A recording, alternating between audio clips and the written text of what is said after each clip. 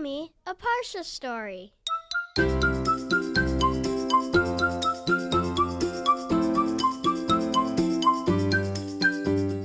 Welcome to Parsha Pals. Meet Naomi. Naomi and her husband and their family moved from South Africa to Israel. When their family first moved to Israel, there was a lot for her kids to learn. There were a lot of adjustments for the whole entire family. The parents needed to find new jobs, and the children needed to adjust to a new culture, a new language, new schools. And one of Naomi's children, Rafi, was having a bit of a hard time in school, not understanding the language, and he hadn't made so many friends yet. And Naomi said, Rafi, I want to help you. You can do it. You can make this adjustment. And Naomi went on the van each day, it's called a Hasa'ah, with Rafi to his new school, and she sat outside on the bench for a few hours every day so that while Rafi was in his classroom in school, he could feel the security of his mom being nearby while he was adjusting. Wow. Rafi's mom also needed to find a job, and she wasn't able to find one right away. And so she thought, how can I help my family? What kind of work can I do until I find a job in my field? I can clean. I'm going to clean people's houses, and I'm going to clean the shul. Yes, I will be a cleaning person, so that I can have enough money to buy food and clothing for my family. And every day, Naomi woke up, and with pride and her head held up high, she went to clean houses and to clean the shul so that she could have enough money to fulfill her dream of her family living in Israel. She did this for 1 year, 2, 3, 4, 5, 6, 7 years. And after 7 years, she found a job for a book company.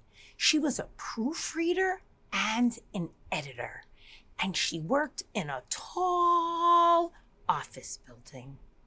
When Naomi went to work each day, she would go into the elevator and say hello to different people that she met in the elevator that worked on different floors of the building. Naomi and her husband taught their children lots of lessons through the way they lived life. They taught their children to live honestly, and that giving is something that brings you joy.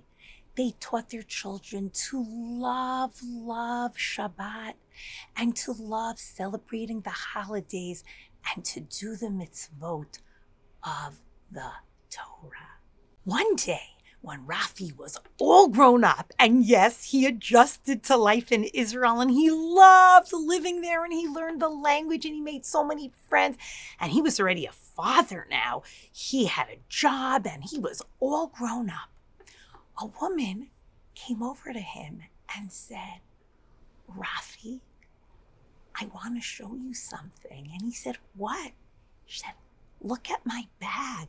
Look at this pocketbook. Do you like it? Rafi said, yeah, it's actually a very, very nice bag. She said, Rafi, your mom handed me an envelope a few weeks ago. I turned 60. I'm sure your mom didn't tell you this story because she was humble. She didn't want to show off about all the nice things she did. I turned 60. And your mom knew that my life wasn't so easy.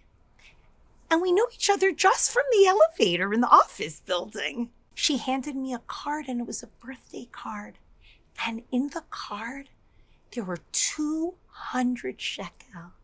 And she wished me a very, very happy birthday. And she wrote, I wish you a year filled with joy, with simcha, and with lots and lots of brachot. And as she handed me the card, she said, buy yourself a new pocketbook. She noticed from our being in the elevator, this woman told Rafi, that my bag was a little shabby and I could use a new one. And I took that 200 shekel and I bought myself this new, beautiful bag. I know that your mother doesn't have lots and lots of extra money, but she had money to give to me to make me feel good and for me to have this special bag. And every time I use this bag, Rafi, it makes me think of your mom. Rafi was so happy that this woman shared the story because his mom wouldn't have shared that story with him. In this week's Parsha, Parashat Chayei Sarah, Eliezer goes to find a wife for Yitzchak because the women who lived in Canaan were not women that acted very kindly. And the next Ima of Yisrael and the wife of Yitzchak was going to have to be somebody that was very, very kind, just like Yitzchak's mom, Sarah, was. And so when Eliezer goes to find a wife, Rivka, who had just finished getting the water from the well, sees somebody with 10 camels who travels from far away. Whoa, that was going to be a lot of water. And Rivka was so delighted to help Eliezer and to give water to all of his camels.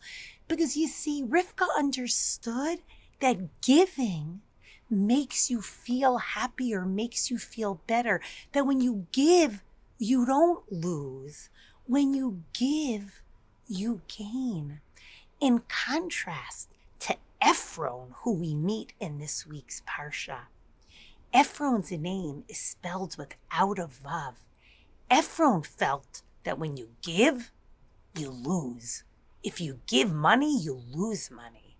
And Ephron never felt that he had enough. And Ephron talked a lot. Oh, Avram, I'm going to give you Marana Machpelah. Wow, it's going to be a gift. And in the end, he asked Avram for 400 shekel kesef.